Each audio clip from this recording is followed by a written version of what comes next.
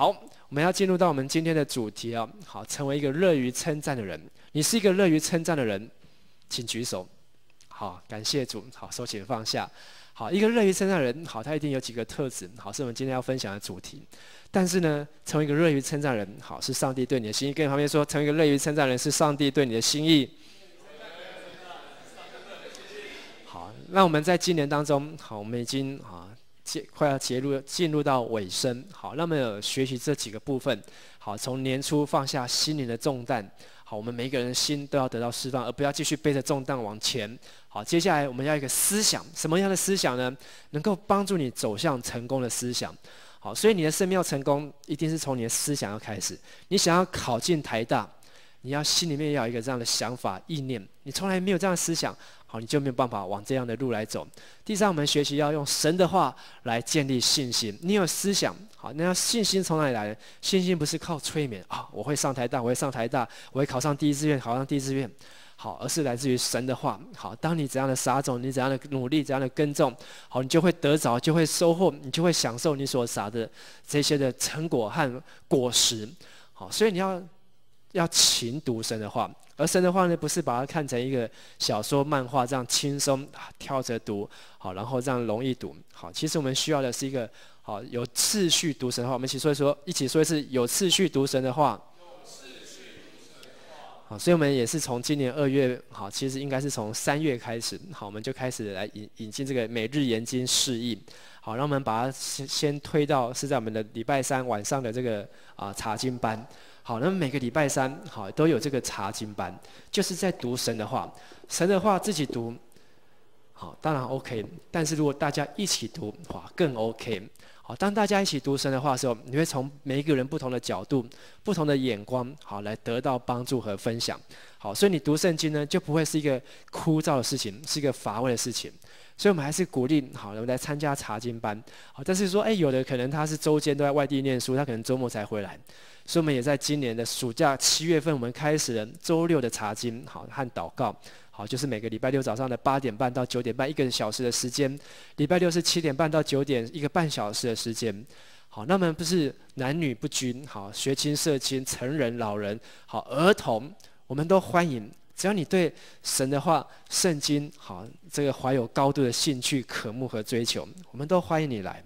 好，所以我们也期待，好，从神的话帮助你去建立信心。好，从神的话让你得着智慧，让你能够从圣经快速的找到人生的目标和方向，而不要在那边一直犹豫，我到底要将来要做什么，我的人生到底要怎么走。好，第4，当你有了信心，你就要开始勇敢的为神做梦，孕育天国的梦想。好，你的梦想只是为你自己发光吗？梦想只是跟你自己有关吗？你的梦想只是看到镜中的你吗？能不能看到一个天国的蓝图、天国的梦想？能不能看到你的梦想跟上帝的梦想好能够结合？所以我们人有梦想，上帝也对我们有所期待。上帝渴望我们去为他做一些事情，上帝渴望他的心意能够在这地上来实现。所以上帝渴望这地上的人能够悔改，好，能够改变。所以他找到了挪亚，挪亚就造了方舟，与神同工。好，经过了40天的大洪水之后，神给他一道彩虹，就是给他一个新的开始，给他一个应许，给他一个梦想。好，一直到今天。而我们的人生也是一样。好，你的梦想是不是为神而活？每天眼睛一张开，哇，就知道神在呼召我，赶快起来，赶快做工。好，这个我们这礼拜邀请来这个叶明翰牧师，好，他今年73岁，但是呢，他真的是一个为了天国好孕育，他是一个拥有天国梦想的人。他拥有很多的梦想，而且是很奇怪。在他年轻的时候，他就很特别。当他神学院毕业的时候，好，他自愿去到这个客家，他是台北市人，他不会讲客家话，他自愿去到客家的地区，好，来传福音。当他来到客家，人家那时候是50年前，50年前人家用客家话问他你哪里来的？他一句话答不出来，人家就笑他，你不是客家人，你来这边做什么？好，所以他呢有一个梦，就是他在这边好，他要学习客家话。哇，所以他就在那几年当中很认真的学习讲客家话。所以他来的时候，我就带他去一家客家餐厅吃饭。一进去，哇，他看到客家菜很开心，然后就开始用客家话跟这些服务人员开始交谈，哇，然后都用客家话说这个好好吃，好再来一碗，好之类的。他的客家话好就这样训练起来。好，他有一个梦想，他在台湾传福音不够，他要到海外成为宣教，所以他去到了巴西。好，他在巴西好10几年的牧会，好，都去到了美国。他在美国，他对台湾还有负担，所以他一直陆陆续续回来。好，所以他像他这次回来，他3个月他要跑6个国家，每个国家都邀请他去分享。好，去那边好，能够把这个传福音的秘诀跟大家来分享。好，所以是一个非常难得，好，非常难得。好，所以我们要一个天国的梦想。最后，好，就是你所说出来的话语，宣告第4度空间的言语，从你的思想开始建立你的信心，用神的话建立信心，然后呢，为神国大发热心来做梦，然后你口里面所说出来的话，跟你的梦想要合一，结为一体。我相信你的人生好，一定是走在一个正确合神心的方向。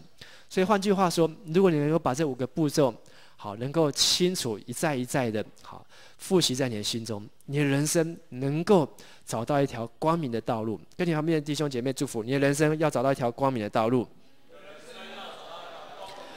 今天我们要继续学习，成为乐于称赞人，也是跟你的话语有关。怎么样成为一个乐于称赞的人？好，我们有2个目标。第一个，求神帮助我有好的眼光。好，我们一起说好的眼光。好，这个好的眼光要做什么呢？看见别人的优点。好，有时候看到别人优点都不容易。有一些外在，哇，好帅哦，长得好高，好，他好会唱歌哦，好，这种太容易了。需不需要眼光？不需要眼光。好，大家都连小朋友都会。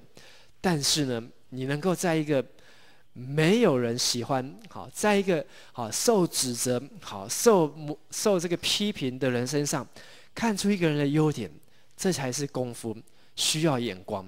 好，大部分的人很多是同学，在班上大家都有一些人人缘特别好，有一些人特别排挤，但是呢，你能特别学习用神所给你的眼光，好的眼光去看到你身边人，好不好？跟你旁边说，你会有好的眼光。再对他说，你会看见我的优点。好，然后对另外一个人说，我也会看见你的优点。好，这个优点呢，不是那个显而易见的。哇，你这头发型好好看哦，好，牙齿好白哦，好，你这个眼睛好大，这种不需要眼光。好，眼光是能够看到人的生命里面的那个态度，能够看到人生命里面的那个成熟，看出人生命里面好的那一份真诚。好，这才是需要眼光。好，所以这是我们要学习第一个。第二个，求神帮助我，引导我有好的口才。我们一起说好的口才。好，能够用来做什么呢？好，口才呢不是用来自吹自擂，而是能够称赞、鼓励别人。好，上帝给我们造一张口，好，这个口能够做太多太多的事情，甚至有的人是没有手的人，他还可以用口来画画、写字，可以用口来做很多的事情。但是呢，上帝给我们这张口。好，最重要就是要说话。好，我们一起说说话。好，有人认为说说话有什么？我不说，好，他可以一辈子不说话，他可以沉默寡言。但是上帝给我们这张口，就是要让我们学像神。好，因为神他都是用言语、用话语，好来造这天地，来成就世上各样的大小事。所以我们的口，好要好好的爱惜我们的口，要去常常好学习学会。用我们的口去称赞、去鼓励别人，这是我们今天要分享2个重点。我们来看今天的经文，《撒母耳记上》好的第18章1节到第9节。好，刚好呢，我们研经释义也读到《撒母耳记》。好，我觉得真的是只有神的安排。好，因为呢，而且呢，还是刚好在第18章。好，明天的主日呢，就是18章的第1节。好，开始。好，所以我们这些经文呢，都是在去年，好，我们就已经通通都排好。但是呢，我们后来2月才开始有这个研经释义。好，然后呢，我们到这9月，我们就开始接到这个撒母耳记。好，你能够想象吗？上帝的安排是这么的奇妙。所以呢，每次当有这样的巧合的时候，我都不会把它当成只是一个巧合。好，我一定都会很仔细的，好去想，哇，这是上帝的安排，这是上帝的心意。他这样特别的安排，他有特别重的话要对我说。好，所以同样，我们今天也是在一个很巧合当中。好，跟你旁边说，今天神有特别的话要对你说。我们来用这个，我现在是用现代中文译本。好，所以我们一起来读。扫罗跟大卫说完话以后，扫罗的儿子约拿单深深地被大卫所吸引，他爱大卫像爱自己一样。从那天起，扫罗留在大卫身边，不让他回家。约拿单因为非常爱大卫，像爱自己一样，就立誓跟大卫结为生死之交。他脱下自己身上的袍子给大卫，又把自己的盔甲、刀弓和腰带也给了大卫。大卫在扫罗委派他的一切任务上无往不利，因此扫罗派他做领军的官长。这件事使人民和扫罗的臣仆都很高兴。我先停到这边。好，在这个经文当中，如果你有参加查经的时候，好，你会知道这个扫罗他怎么样上台。好，在扫罗之前是撒母耳的时代，撒母耳他怎么出场？是因为他的一个妈妈的祷告。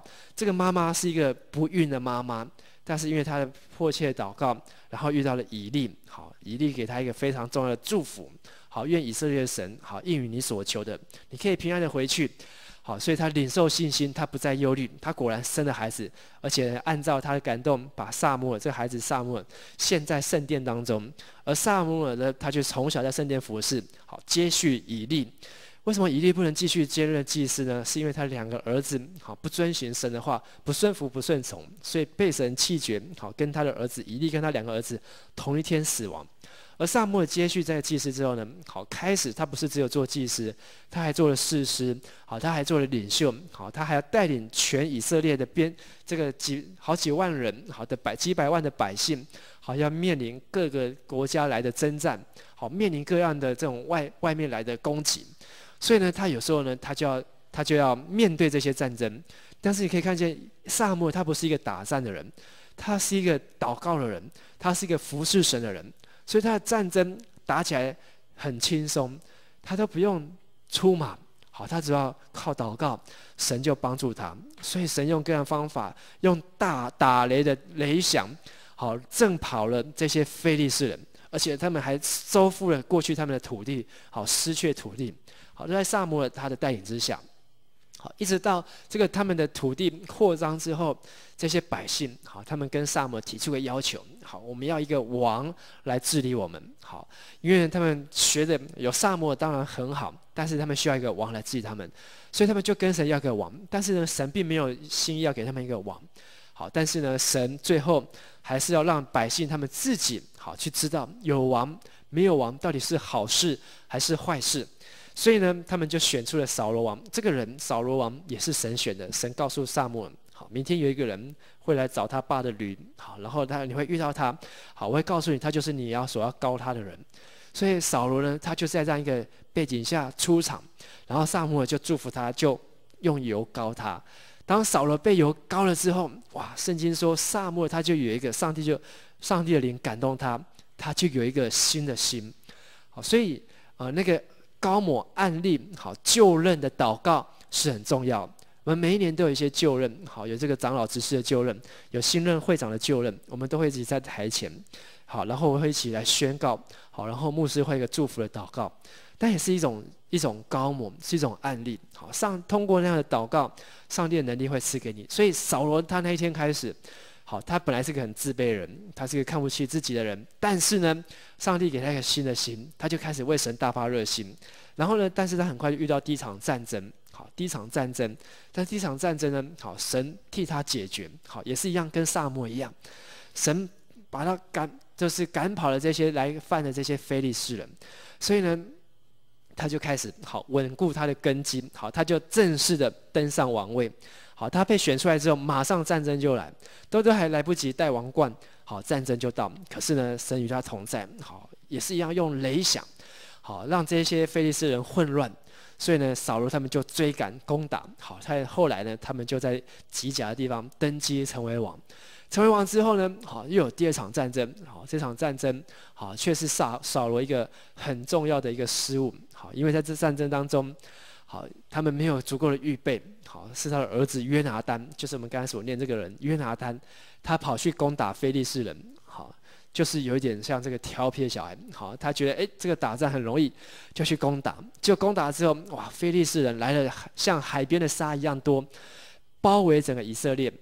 以色列他们一看之后，哇，开始跑了跑，闪了闪，甚至还得逃到国外去。好，逃到国外去，最后剩在扫罗身边的剩下多少人？600个人，只剩下600个人。这600个人里面，有刀有枪的只有2个人，就是扫罗跟他儿子。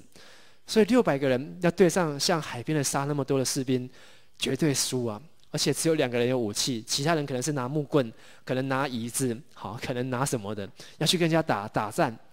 好，但是呢，好，还是一样，好，上帝帮助他。好，他们就在这当中，好，发生一段事情，就是撒母耳本来要来这个地方献祭祷告，他们才要征战。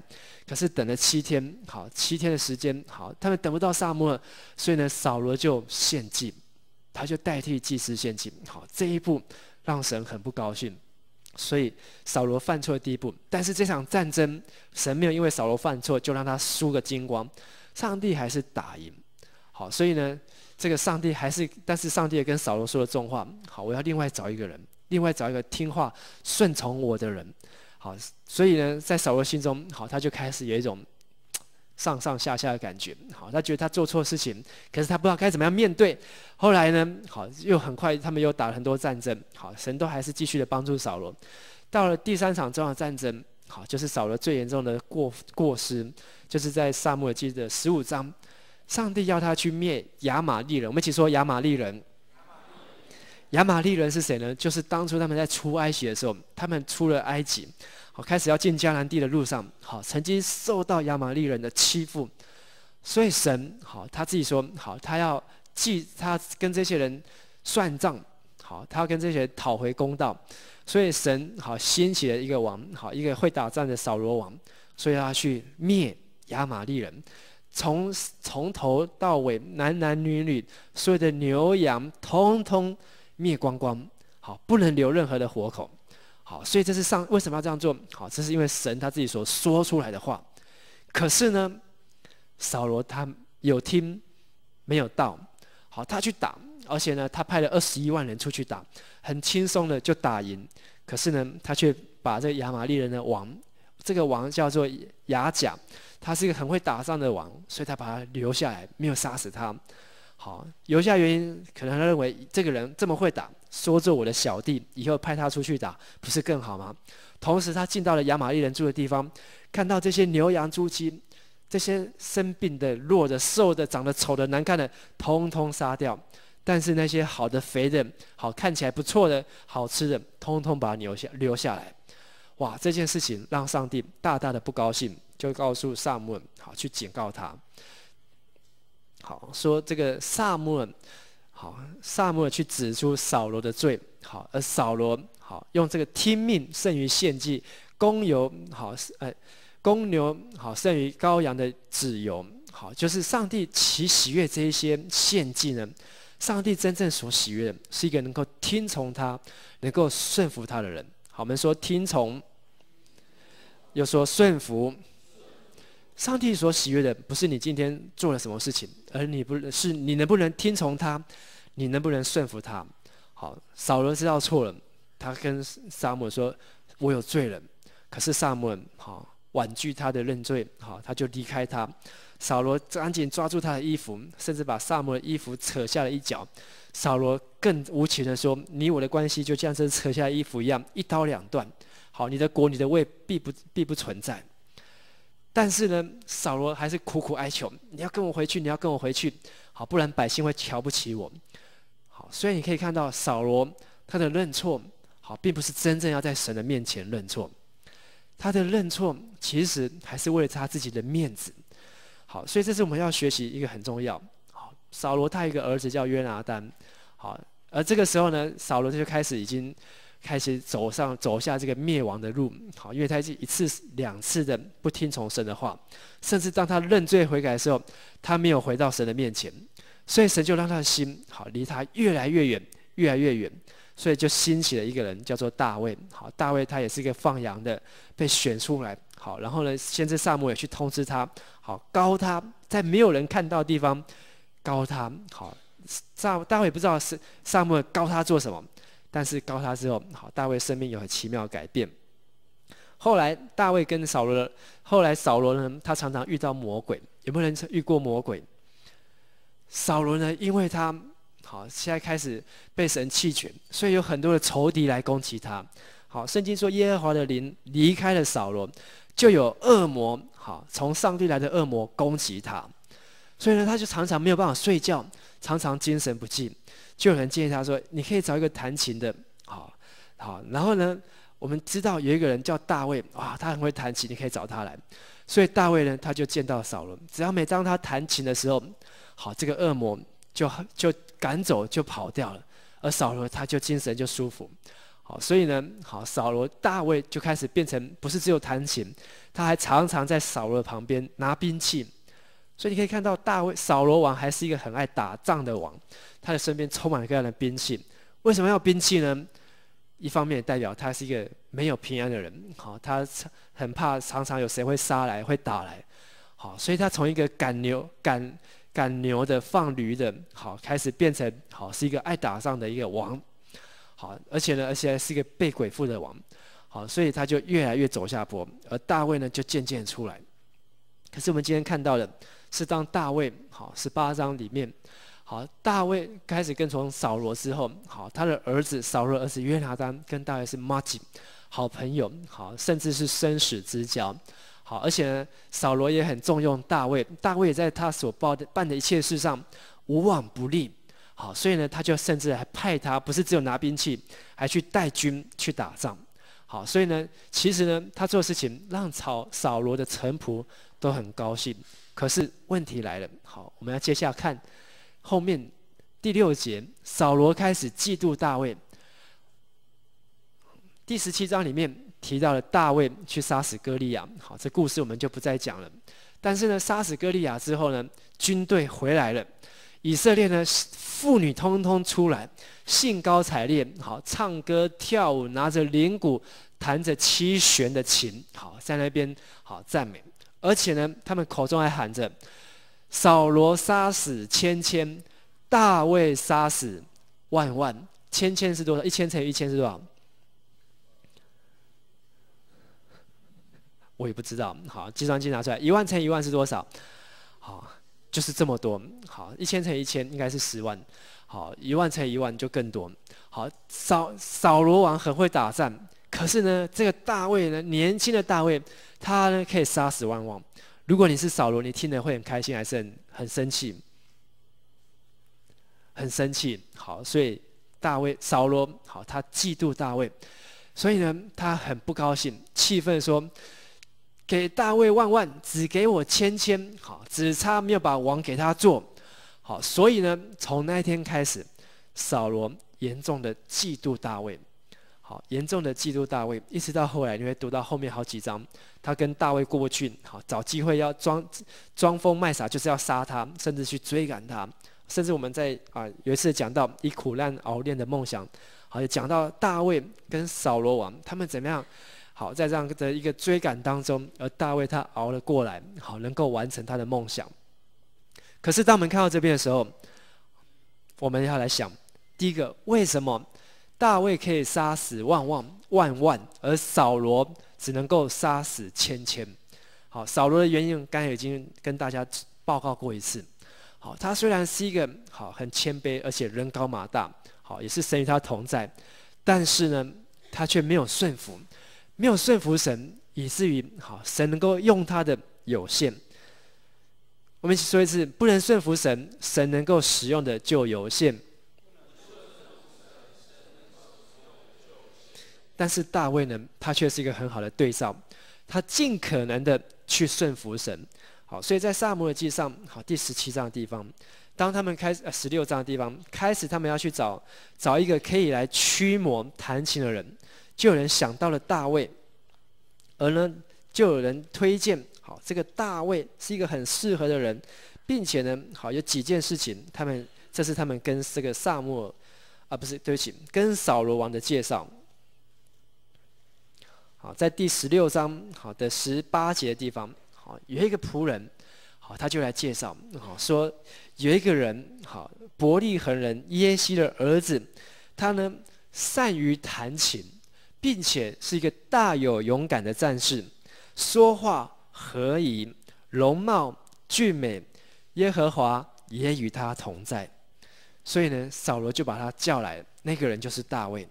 今天好，这5点好，就是我要跟大家分享其中第一个部分，为什么大卫可以杀死万万？在座我们很多人都会弹琴，好，但是弹琴好会弹琴人就知道，好，真正会弹琴的人，怎么样才能够把琴弹得好？是不是买好一点的钢琴？怎样才能够把吉他弹得好？是不是买贵一点的吉他？怎样才能够把贝斯弹得像黄世嘉一样好？是不是要买好一点的音箱？还是一定都要长得这么高这么怀？好，不是，一定你要练习，练习再练习。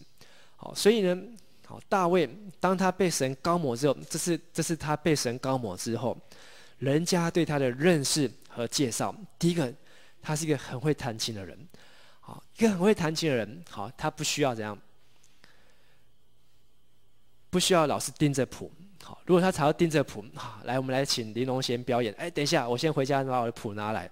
好，这样子很可惜。好，我们就没有办法。一个钢琴家，他一定是能够出神入化，好，能够顺手拈来，好，他就能够就能够不断的弹。好，所以他善于弹琴，来自于他不断的练习。好，所以大卫，好，他有一个勤恳练习的心。好，所以这是神的灵感动他之后，当你被神的灵感动，好，或许你不是像大卫，好，被呼召来弹琴，你有可能是要跳舞，好，要不断的练习跳舞，你可能是唱歌，不断的唱歌，你可能是画画，不断的画画，但是不是只有会画画，要善于弹琴，善于跳舞，善于唱歌，善于画画，善于做好你的每一件事情，就是需要经过不断的练习，再练习。这是第一。第二，大卫人家都要介绍是一个大有勇敢的战士。好，他为什么能够成为大有勇敢的战士？其实在17章，好，他就已经显露出来他的勇敢，就是他自己单独去面对歌利亚。好，他能够去面对歌利亚而不害怕。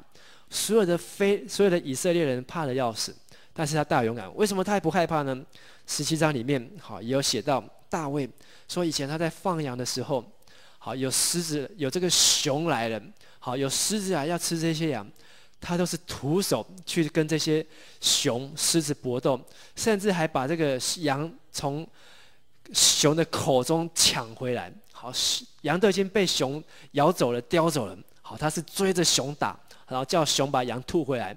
好，如果羊受伤，还叫熊把它照顾好，这样子。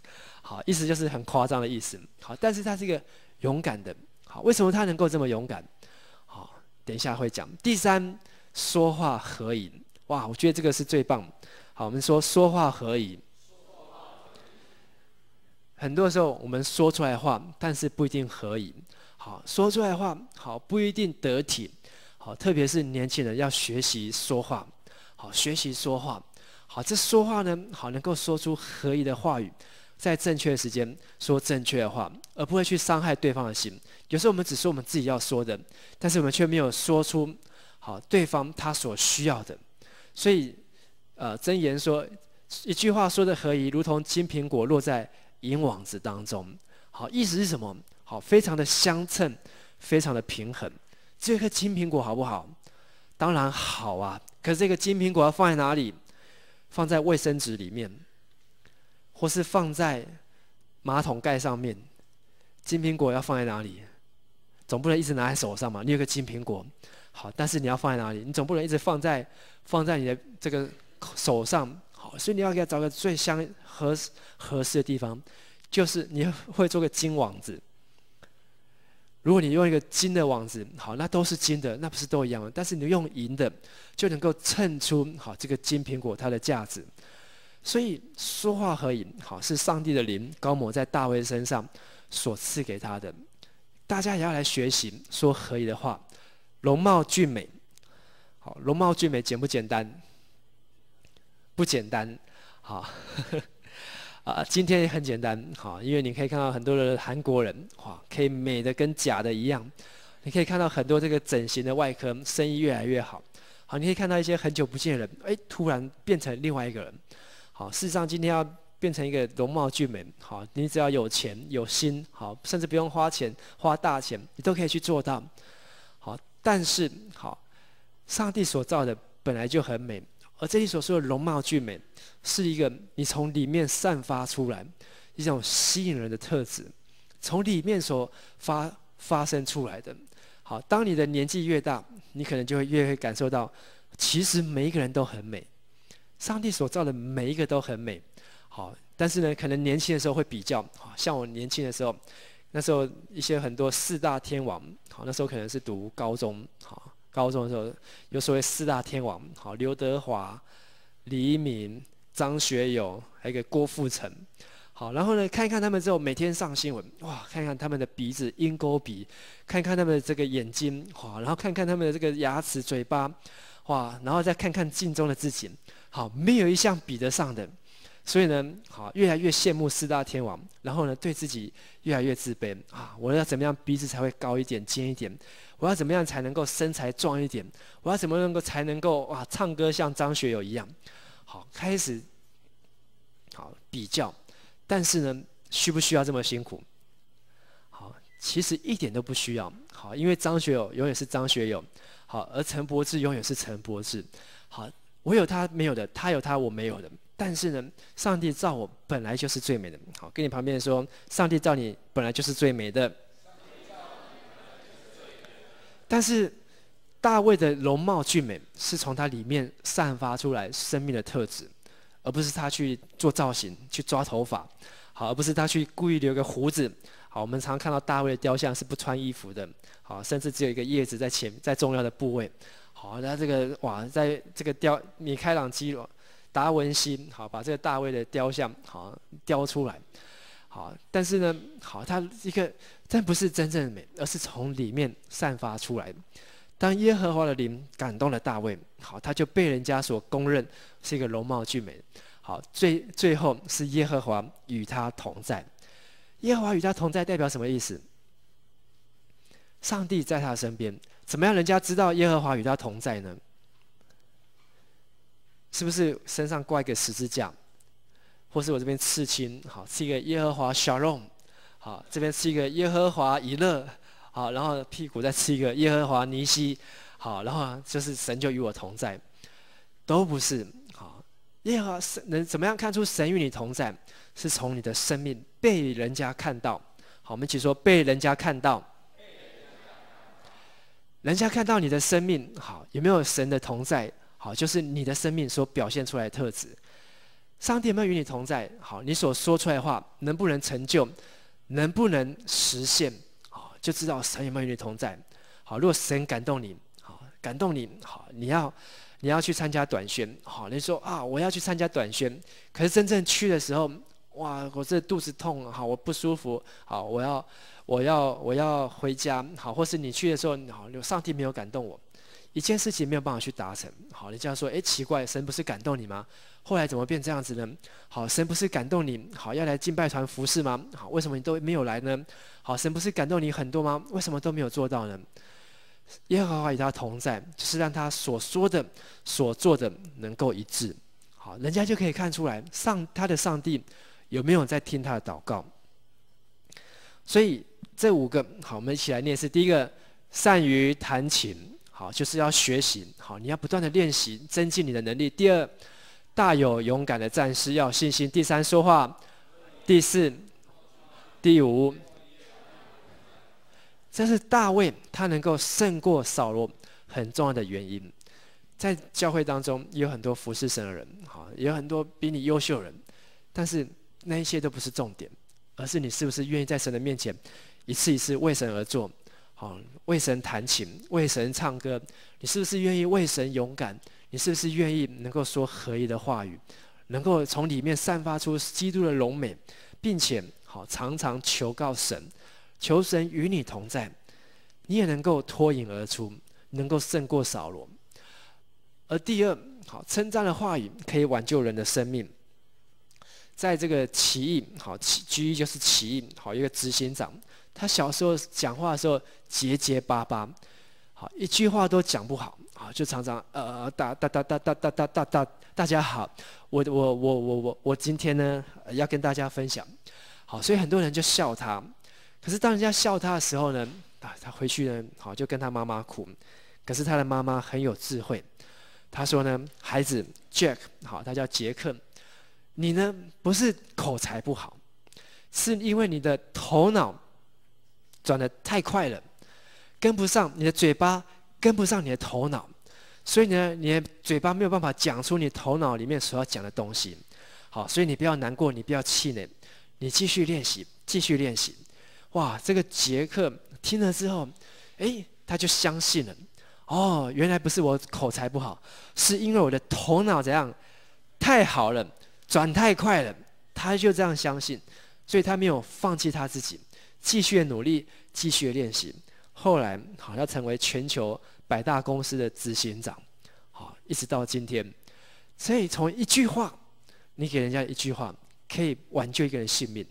如果他妈妈那天就跟他说：“啊，没办法，妈妈也没办法帮你，你生下来就这样子，好，你就是天生的，就是这种好口疾大舌头，好，那这个孩子他就这样吸收进去，他就认为他一辈子就是这样。同样的，今天有没有人对你说过同样的话，或是你有同样的困扰、类似的情形，在你身上，你要学习用智慧的话，好，你要或是在你身边人，你要去帮助他。”给他一句祝福的话，好，他或许表达得很慢，或许好他的行动怪异，或许他的想法很特别，但是你可以说，你不要说你很天呢，不要说你很白目哎，你可以说你的想法很特别，哇，跟别人不一样，好，去肯定他，而不是去摧毁他，因为指责跟定罪的话能够叫人死，一句指责的话，一句定罪的话。可以严重到摧毁人的生命，好，让人走向死亡当中。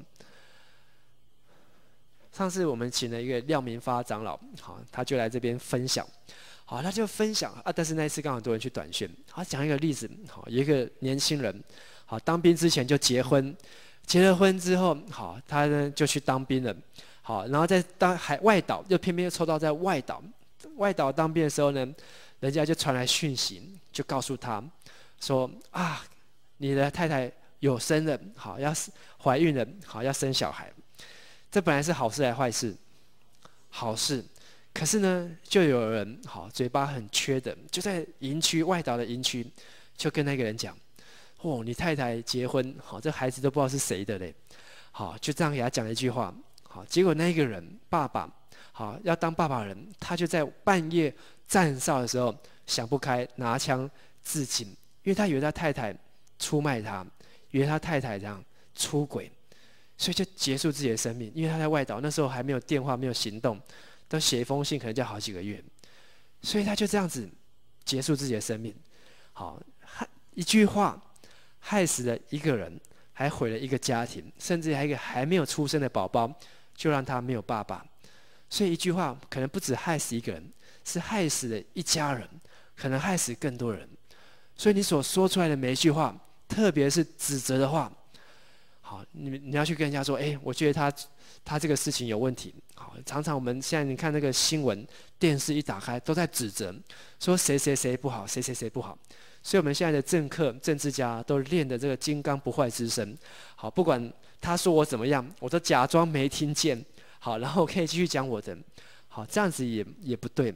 好，但是我们要避免去说指责的话，去定罪的话，我怀疑他跟谁好有这个暧昧的关系。好，我怀疑他好跟谁乱来。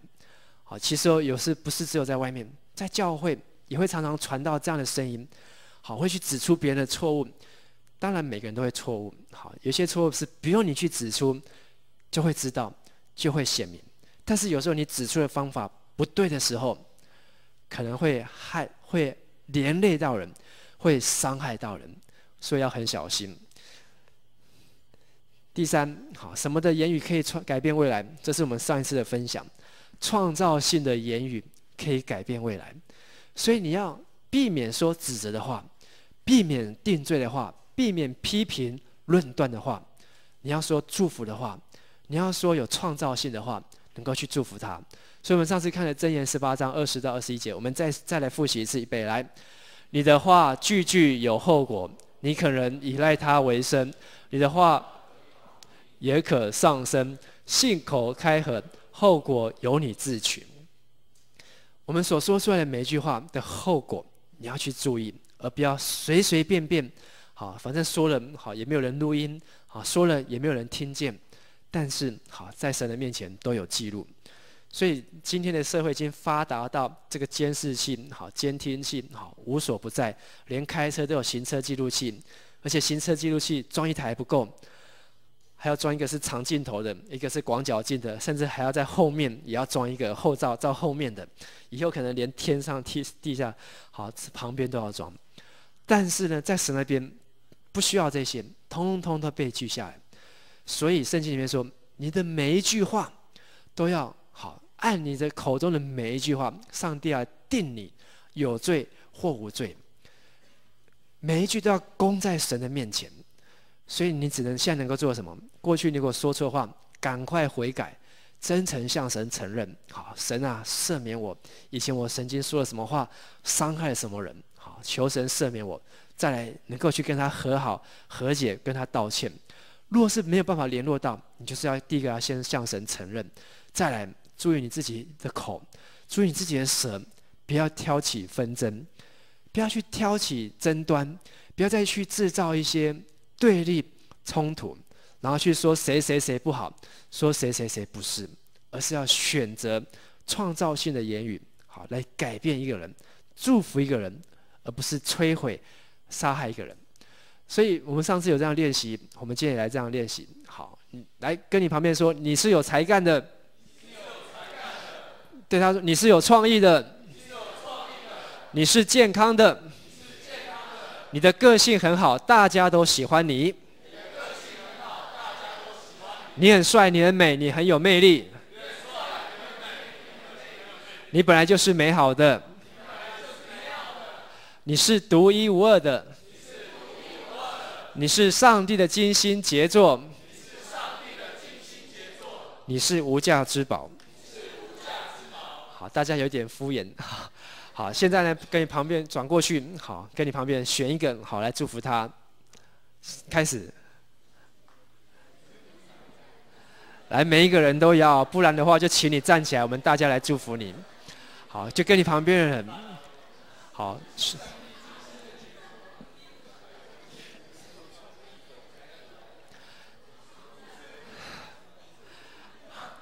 好，感谢主啊！如果你在家里面能够常常说这些话，你的家里面好气氛一定会非常的好。如果在教室里面，好你能够常常用这些话来祝福你的同学，你的教室一定每一天充满了欢乐。可是呢，如果你在办公室当中常常说那个人很机车哎。然后呢，常常跟你的家人讲，那个人好讨厌哦，一天到晚在吐苦水，要很小心，因为你在那个地方会越来越苦，越来越苦。好，所以你只能用创造性的言语去改变环境，改变将来，常常去祝福。好，如果你跟你的家人关系很不好，你可以选一句话来祝福他。好，有时候我们不是要刻意去往人家脸上贴金，但是你要求神给你智慧。最后，什么是最好的言语呢？效法耶稣的言语是最好的言语，请说一次。耶稣好，他要面对很多人，但是呢，他可以得到给大家的最多的就是关心和爱。称赞就是从这两样开始，关心别人。好，去爱别人。好，你要去称赞他，你要先去关心他。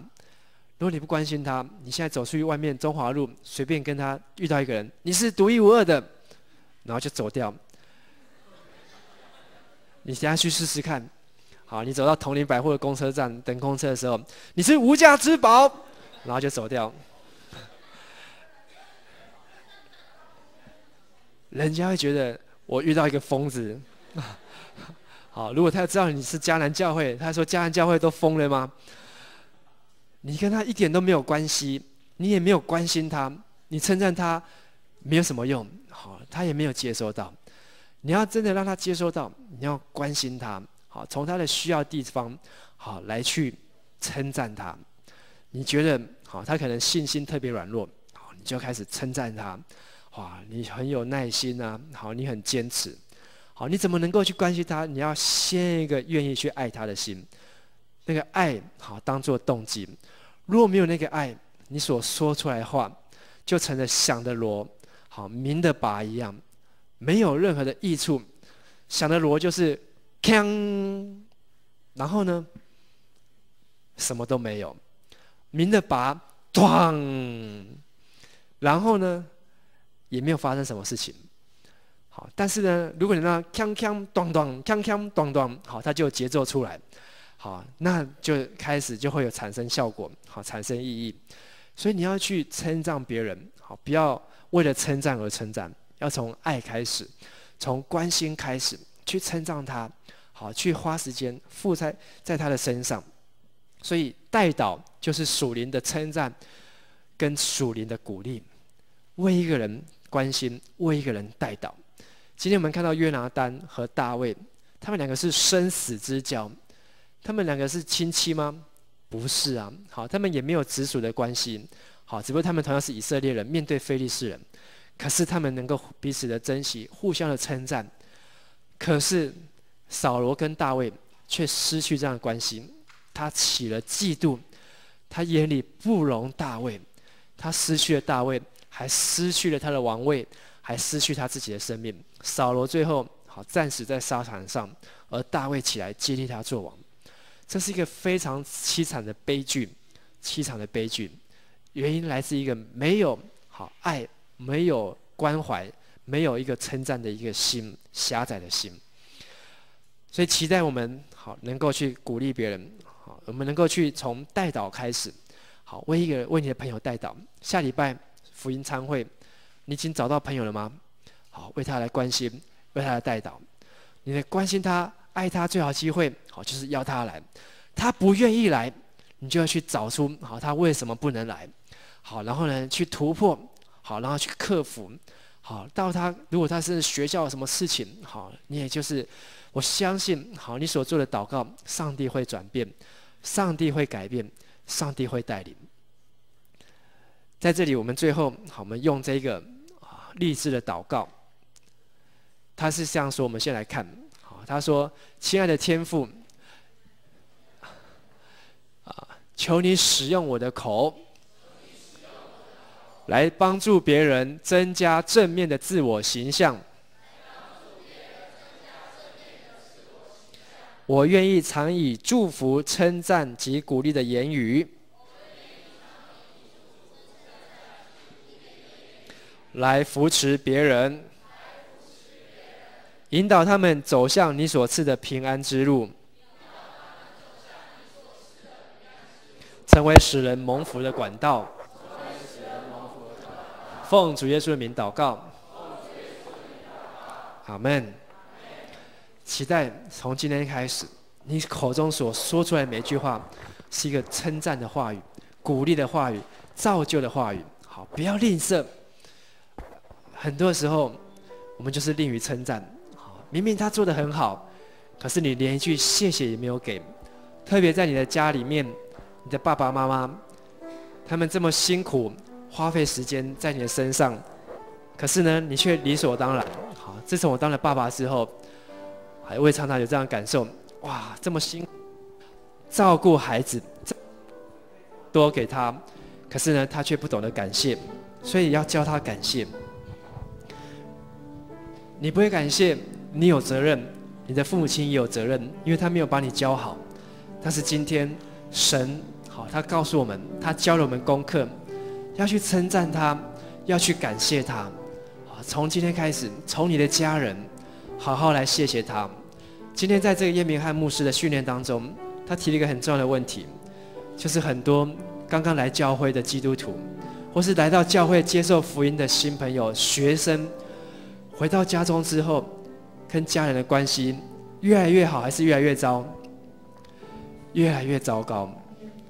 因为他说：哇，他只爱神，不爱他的家人，他只爱他的耶稣，家里面所拜的这些神明，通通都要弃绝。这是今天基督教在台湾一个很大的问题，被排挤、被攻击、被抵制。我们都说：哇，这是撒旦，这是魔鬼，好，在背后好所制造的分裂。事实上，我们有责任，因为我们没有表现出一个神与我们同在的样式。信了耶稣，我们跟家人的关系没有因为信了耶稣变得更好，反而跟家人的关系因为信了耶稣变得更紧张。甚至当我们要受洗的时候，家人就反对，因为不清楚、不明白。但是今天我们要再次来思考，这位基督徒，我们不是要去拆毁别人，而是要去祝福别人。或许你不认同家里面人的信仰，但是你不要指责，不要定罪，不要批评。有一段时间，台湾的电线杆都贴了天国近了，好，拜偶像的好要下地狱。用这样子的方法是在传福音吗？好，是在传祸音，他是在造恐惧。看的人不会说啊，我要下地狱，我赶快悔改。看的人会更生气。用错了方法，让福音在台湾已经146年，146年，好，台湾的基督徒好不容易从3成长到4，啊，都市一点的到5到6，可是100多年呢？如果100多年让可口可乐公司来卖可乐，他们可以用最好的方法，好，不用100年，10年，他可以让每一个台湾人都喝到可乐，你相信吗？可是今天，一个比可乐更棒的福音，耶稣基督的拯救，耶稣基督在十字架上的救赎，这么棒的事情，我们传不出去，一直碰壁，很多跟我们基督徒的表现、话语有责任。所以从今天开始，我们要好好来反省，要来检讨。我们不再去摧毁别人，而是用话语来祝福别人，好吗？我们一起起立，我们来唱这首诗歌，求神帮助我们，让我们从赞美人、从赞美神开始。耶稣，荣美的救主，复活全能真神，荣耀君王，神羔羊，圣洁和公义，温柔的拯救者，明亮晨曦，天使叫声齐颂扬，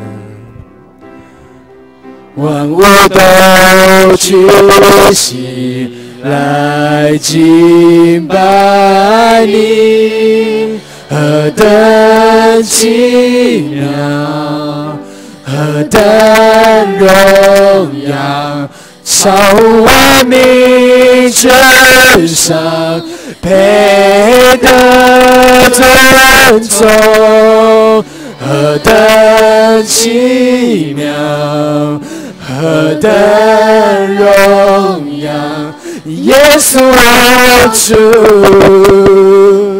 超乎万民之上，耶稣。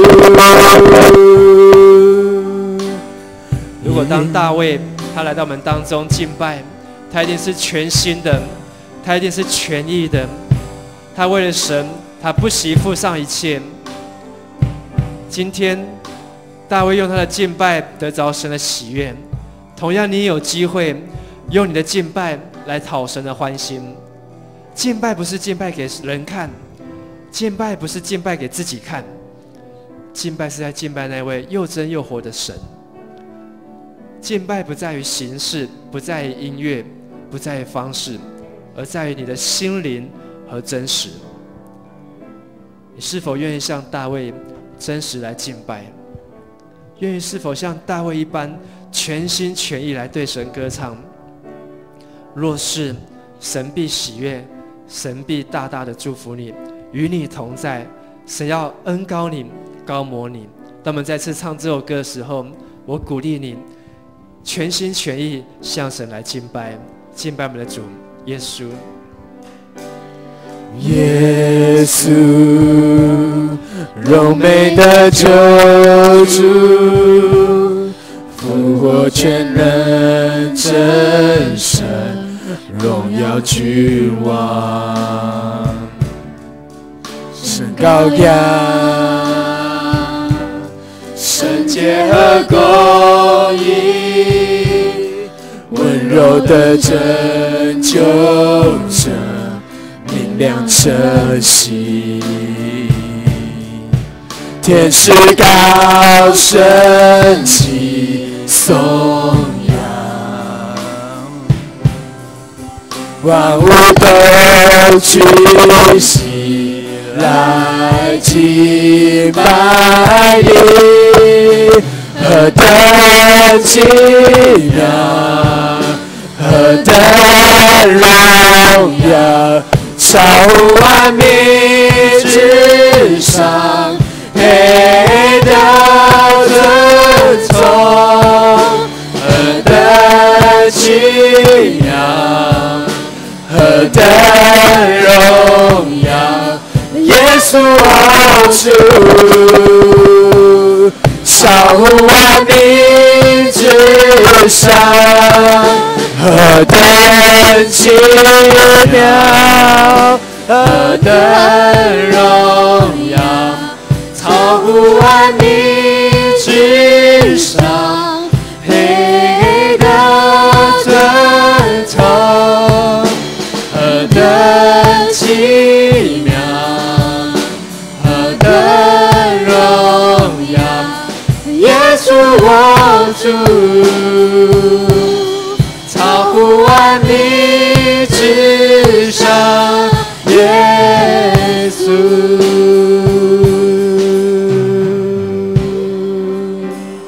让我们来敬拜我们的神。我要永远敬拜耶稣，我爱你，耶稣我爱你，我要永远敬拜耶稣，我爱你，耶稣我爱你，我要永远敬。是的，耶稣，我们要敬拜你，我们的口要赞美你，我们的心要称谢你。耶稣，我要用我的心灵，用我的真实来敬拜，来感谢，来赞美你。你是配得的，你是配得的。耶稣，接受我们的敬拜。是的，耶稣，接受我们的爱戴。哦，是的，耶稣，我要永远敬拜耶稣，我爱你。对了，更多的说，耶稣，我爱你，耶稣，我爱你。更多的，我要永远敬拜耶稣，我爱你。大声的说，耶稣我爱你，我要永远，我要永远敬拜耶稣，我爱你。对了，是的，耶稣，我爱你，哈利路亚。何等奇妙，何等荣耀，何等荣耀，超乎万民之上，配得尊崇，何等奇妙，何等荣耀，耶稣我主，超乎万民之